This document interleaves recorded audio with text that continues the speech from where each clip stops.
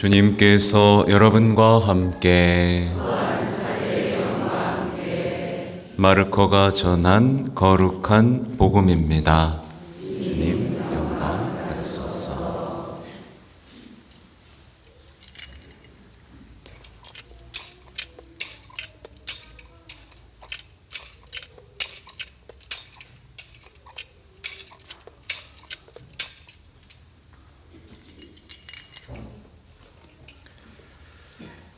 그때 예수님께서 베드로와 야고보와 요한만 따로 데리고 높은 산에 오르셨다.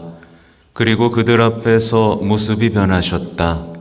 그분의 옷은 이 세상 어떤 마전장이도 그토록 하얗게 할 수 없을 만큼 새하얗게 빛났다. 그때 엘리야가 모세와 함께 그들 앞에 나타나 예수님과 이야기를 나누었다. 그러자 베드로가 나서서 예수님께 말하였다. 스승님, 저희가 여기에서 지내면 좋겠습니다. 저희가 초막셋을 지어 하나는 스승님께, 하나는 모세께, 또 하나는 엘리야께 드리겠습니다. 사실 베드로는 무슨 말을 해야 할지 몰랐던 것이다. 제자들이 모두 겁에 질려 있었기 때문이다. 그때 구름이 일어 그들을 덮더니 그 구름 속에서 이는 내가 사랑하는 아들이니 너희는 그의 말을 들어라 하는 소리가 났다. 그 순간 그들이 둘러보자 더 이상 아무도 보이지 않고 예수님만 그들 곁에 계셨다.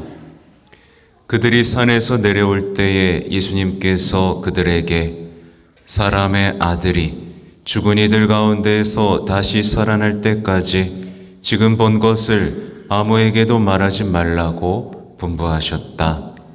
그들은 이 말씀을 지켰다. 그러나 죽은 이들 가운데에서 다시 살아난다는 것이 무슨 뜻인지를 저희끼리 서로 물어보았다. 주님의 말씀입니다.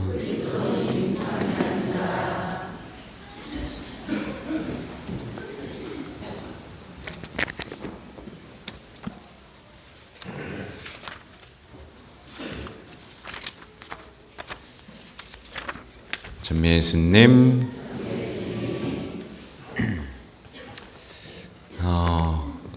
강론을 시작하기 전에 단식 피정은 제가 처음 해봤어요. 네, 단식을 했더니 세상이 달라 보이네요. 네, 보이지 않던 것들이 보이고 들리지 않는 것들이 들리고 목소리도 이상하게 좀 더 커지지 않았습니까? 네, 이상해요. 이게 신체도 회복되고 영혼도 회복되는 이 놀라운 일. 그래서 그토록 단식했구나. 우리가 그냥 잠깐 안 먹고 아유 배고파 이렇게 견디는 게 아니라 그 배고픔 속에서 며칠 동안 이렇게 지내는 이 단식이 우리 신앙의 선조들이 남겨준 얼마나 큰 선물인가를 이렇게 돌아보는 요즘입니다. 네. 오늘도 이렇게 선식 같은 거 조금밖에 못 먹고 이렇게 지금도 배가 고파 죽겠어요. 근데도 영혼은 이렇게 가볍습니다. 아무튼 많은 분들이 이제 2024년 올해가 기도의 해라는 사실을 아마 모르고 계실 거예요. 알고 계셨어요? 네, 알았다. 네, 잘 모르죠? 2024년은 기도의 해입니다. 2023년은 이제 공의의 해였고요. 이게 무슨 얘기냐면 지금 2025년 희년을 준비하고 있는 과정이어서 그렇습니다. 우리 프란치스코 교황님이 지난 1월 21일 3종 기도 중에 2024년을 기도의 해로 선포하시면서 이렇게 말씀하셨어요. 앞으로 몇 달이 지나면 희년의 개막을 알리는 성문이 열리게 될 것입니다. 이 시간을 은총의 시간으로 체험하기 위해 더 마음을 모아 기도할 것을 당부합니다. 기도를 통해 하느님께서 주시는 희망의 힘을 체험하기를 바랍니다. 그러므로 우리는 오늘 기도의 해를 시작합니다. 개인의 삶에서, 교회 생활 안에서, 세상 안에서 기도의 위대한 가치와 절대적 필요성을 재발견하는 데 전념하는 한 해가 됩시다. 이렇게 선포를 하셨어요. 여기서 주목해야 할 단어는 희망의 힘을 체험하자 이거고, 또 하나는 기도의 위대한 가치와 절대적 필요성을 재발견하자. 이 두 부분이 이제 우리가 기억해야 될 말씀인데, 왜냐하면 이 희년의 주제가 희망의 순례자예요. 근데 사실 따지고 보면 이따 말씀드리려고 했는데, 사실 많은 신앙인들의 삶에서 기도가 사라지고 있어요. 그렇죠? 바빠 죽겠대. 기도할 시간이 없대요. 기도가 사라지고 있고, 기도가 사라지는 만큼 또 뭐가 사라지죠? 희망이 사라져요. 성당에 나오면서도 우울하게 다니는 사람이 얼마나 많은지 모릅니다. 아무튼 바티칸에서는 기도 소책자도 이미 발행됐고, 이제 아마 주교회에서는 번역 작업도 이루어질 것이고요. 성모신심학교 제가 하고 있는 데서는 이제 조금 더 한 발 빠르게 이 기도의 자료들을 좀 나누면서 여러분에게 기도 학교로서의 이렇게 위치를 좀 가져가려고 합니다. 하여튼 만약에 삶에서 길을 잃고 싶지 않다면, 지금 인류의 유행에 따라 살고 싶지 않다면 반드시 이 교회가 가르치는 이 가르침을 잘 따라가야 돼요. 그래서 신자들은 올해가 기도해라는 걸 알고 열심히 기도에 대해서 배우고, 기도가 뭔지 몰랐다면 다시 시작하는 한 해가 될 수 있기를 바랍니다. 오늘의 말씀, 익숙한 내용이죠? 아브라함의 내용이고 또 로마서의 내용, 거룩한 변모의 내용인데, 오늘의 말씀은 아주 기도하고 긴밀하게 연관을 갖습니다. 생각해 보세요. 아브라함이 기도를 하지 않았다면 이삭을 바칠 생각을 할 수 있었을까요? 없었을까요? 없었겠죠? 기도하지 않았다면 아마 시험을 통과하지 못했을 겁니다. 딱 봐도 이 하느님께서 하신 말씀은 부당해 보이죠, 그죠? 부당해 보이고 약속을 파기하는 것처럼 보이고 잔혹해 보이잖아요. 기도하지 않는 사람은 이걸 결코 따를 수가 없습니다. 주님, 아들을 주셔놓고 이걸 바치라니, 주님 너무하시네요. 나 이제 안 믿을래. 이렇게 하고 말았겠죠. 근데 아브라함은 기도를 하는 사람이었기 때문에 묵묵하게 자신의 자녀 하나밖에 없는 이삭을 바치기 위한 여정에 돌입합니다. 그리고 그 부당해 보이는 말씀에 순종하잖아요. 그리고 순종 끝에 축복을 얻어냅니다. 뭐가 없었다면 못했다고요? 기도가 없었다면 못하죠. 이 기도가 얼마나 위력적인지를 보여주는 부분입니다. 사실 우리는 부당해 보이고 모욕적이고 뭔가 이상하면 해요, 안 해요, 여러분? 안 하죠? 하나하나 따져보고 안 합니다. 근데 기도하는 사람은 그것 너머를 볼 수 있는 새로운 시선, 새로운 관점, 인간적인 믿음을 넘어서는 신뢰를 얻게 됩니다. 그러니 해요, 안 해요? 합니다. 근데 기도를 안 하면 늘 주님, 제 인생은 왜 이러죠? 왜 기도했는데 안 들어주시죠? 왜 이렇게 문제가 많은 거죠? 왜 세상은 이렇죠? 이런 얘기만 할 뿐, 한 번도 말씀대로 살지 않게 됩니다. 이 독서도 마찬가지예요. 이 독서에서는 바오로 사도가 아주 힘차게 선포합니다. 하느님이 우리 편이신데 누가 우리를 대적하겠습니까? 상황이 좋지 않았죠, 그죠? 상황이 좋지 않았습니다. 근데 바오로 사도는 희망이 있었고 자신감이 있었습니다. 그렇죠? 자신감이 있었고 인내가 있었고 기쁨이 있었습니다. 하나도 잃어버리지 않아요. 마찬가지로 바오로 사도가 기도하지 않았다면 이런 복음을 선포할 수 있었을까요? 당연히 없죠. 당연히 없죠. 눈앞에 펼쳐지는 상황 속에서 아유, 하느님은 우리를 버리셨구나. 우리 이제 다 죽는 거야. 그 봐. 믿어봐야 무슨 소용이 있어. 그거 다 가짜라니까. 그냥 쇠뇌야, 쇠뇌. 아유, 부활하게 뭘 부활해. 끝이야, 끝. 이제 각자 알아서 사세요. 라고 했을지도 모르지만 그는 기도하는 사람이었기 때문에 이렇게 자신 있게 선포할 수 있게 됩니다. 그리고 오늘의 복음 역시 마찬가지예요. 오늘의 복음은 어떻게 보면 정말 오랫동안 묵상해온 얘기죠, 여러분? 여러분 특히 빛의 신비 몇 단에서 묵상하죠? 네. 모르는 사람 있어요? 몇 단? 네. 어제 우리 어린이 청소년 미사에서 물어봤더니 한두 명밖에 모르더라고. 엄마 아빠가 기도를 안 가르쳐 주는 거예요.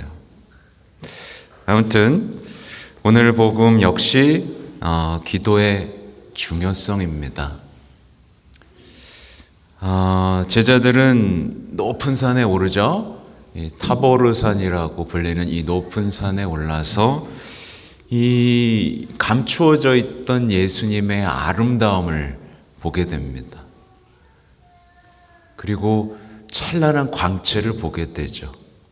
사실 예수님의 본 모습입니다. 그죠? 숨겨져 있던 본 모습이에요. 제자들은 천국을 보는 거예요. 그죠?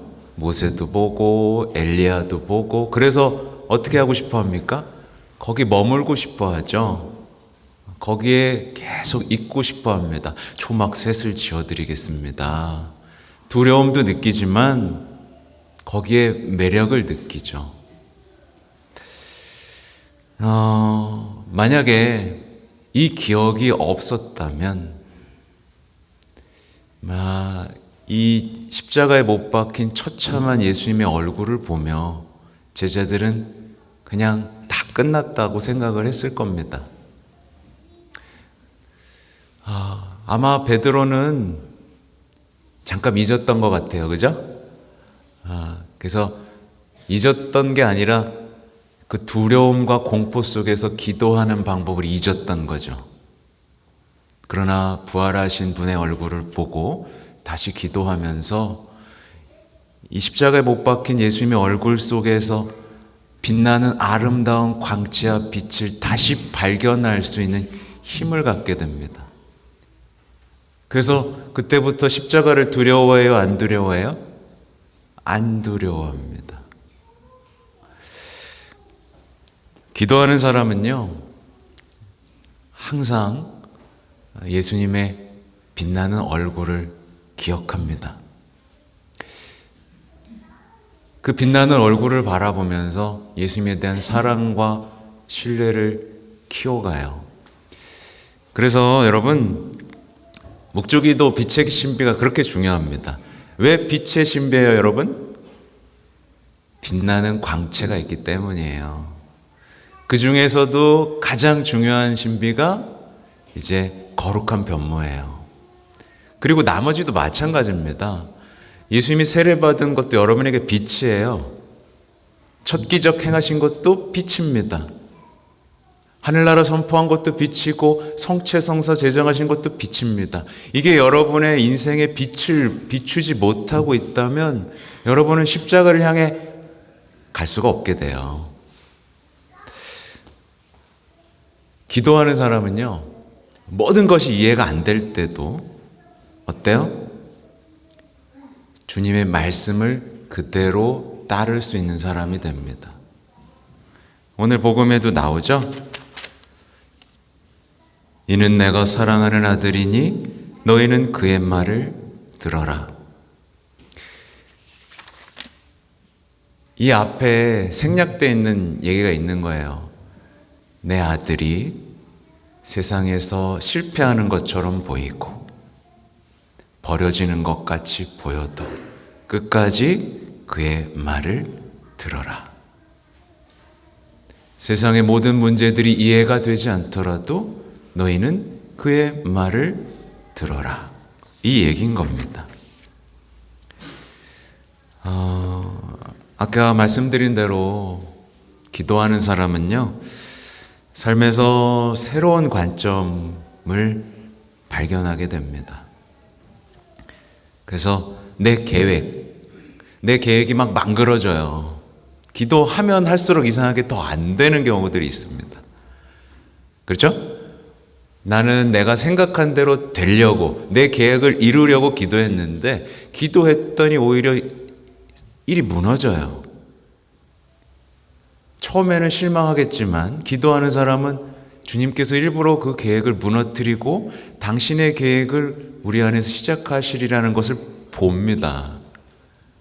그러니까 용기도 잃지 않고 희망도 잃지 않고 사랑과 신뢰도 잃지 않고 한 걸음 한 걸음 나아갈 수 있게 되죠. 만약에요, 어떤 사람이 기도의 시간이 줄고 있다면, 나는 기도 시간이 점점 줄어요. 어떡해요? 손 들어볼까요? 못 들겠죠? 기도의 시간이 줄고 있는 사람은 대단히 위험에 처한 사람입니다. 왜냐하면 이제 앞으로 시련과 고통이 닥칠 것이고 죽음의 공포, 두려움들이 막 닥칠 수도 있는데 그 상황에서 하나님의 말씀을 못 따르게 되거든요. 하나님의 계획과 뜻을 받아들일 수 없는 사람이 되고 말씀을 이해할 수 없는 사람이 되고 인생을 해석할 수 없는 사람이 되거든요. 그러니까 늘 답답해. 기도했는데 왜 뭐가 다 꼬이는 것만 같지? 답답합니다. 그래서 신앙인은요, 바쁘면 바쁠수록 더 뭐 해야 돼요? 기도해야 됩니다. 저는 바빠서 시간이 없는데요. 네, 그렇게 사십시오. 반드시 그 삶은 무너지게 되어 있습니다. 기도가 사라진 삶에는 반드시 뭐가 들어오냐면 냉담이 들어와요. 우울이 들어옵니다. 실망이 들어오고 불신이 들어옵니다. 악마의 치명적인 독이 주입돼서 내 삶에 독이 퍼져도 그걸 못 느낍니다. 유혹에 기뻐하게 되고 욕망의 내 삶의 기준으로 삼게 됩니다. 그래서 웰빙 이것만 외치는 거예요. 네, 하나님 나라가 아니라 웰빙 지금 잘 먹고 잘 살자.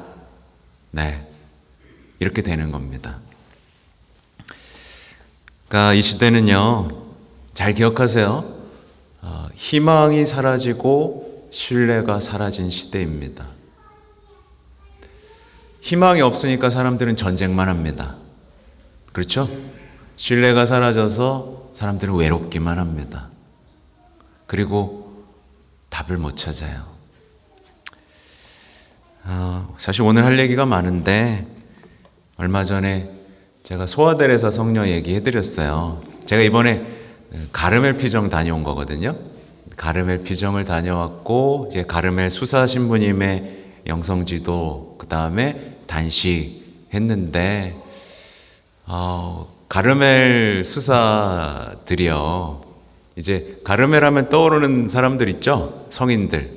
뭐 십자가의 성 요한, 아빌라의 데데레사, 소아 데레사, 여러분에게 알려지지 않았지만 또 에디트 슈타인이라고 있습니다. 또 엘리사벳, 삼위일체 엘리사벳도 있고 되게 많아요. 근데 여러분 가르멜 수사님들의 그 수사님의 얘기를 들었는데 들어가면 아니 기도를 안 가르쳐 준대. 그냥 맨날 앉아 있으라고 한대요. 5년, 6년 기도가 어렵대요. 기도가 어려운데 죽어라 앉아 있어야 된대요.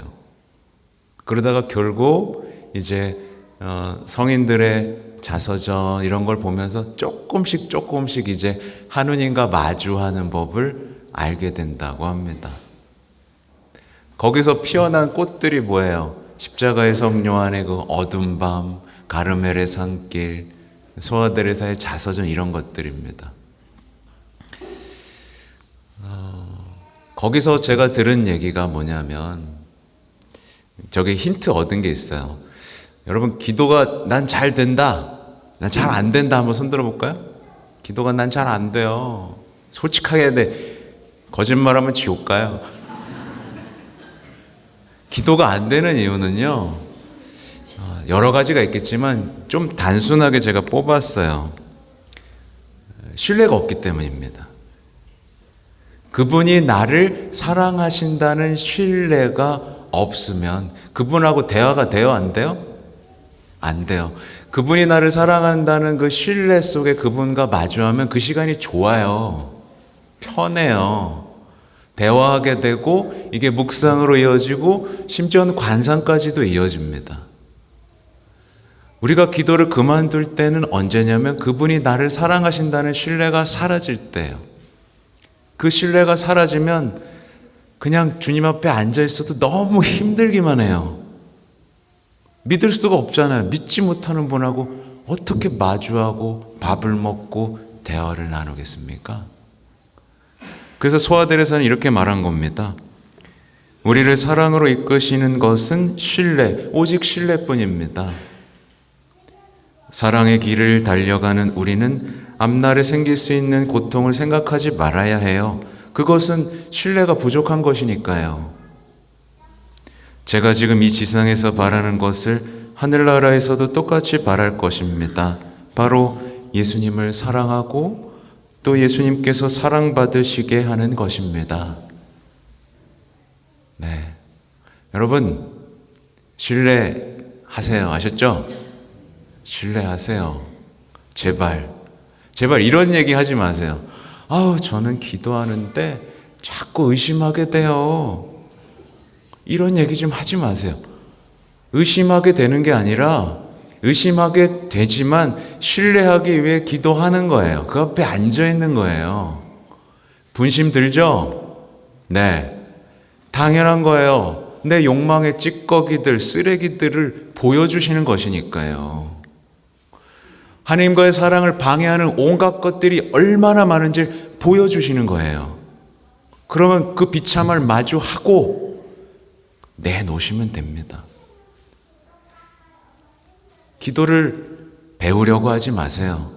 기도에 대해서 전부 알고 시작하려고 하지 마시고 그냥 신뢰하고 기도하시고 앉아 있으면 됩니다.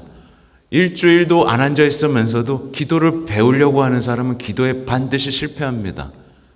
기도를 먼저 하시고 버티시고 그 다음 질문이 생길 땐 예수님께 물어보세요. 그래도 안 되면 저를 찾아오세요. 아셨죠? 네. 아무튼 이 여정 제가 말씀드린 거 유혹과 싸웠죠. 그리고 거룩한 변모 마주했죠. 그러면 우린 예수님과 함께 십자가의 길을 갈 수 있고 내 생에 한 번도 느끼지 못했던 부활의 기쁨에 이르게 됩니다.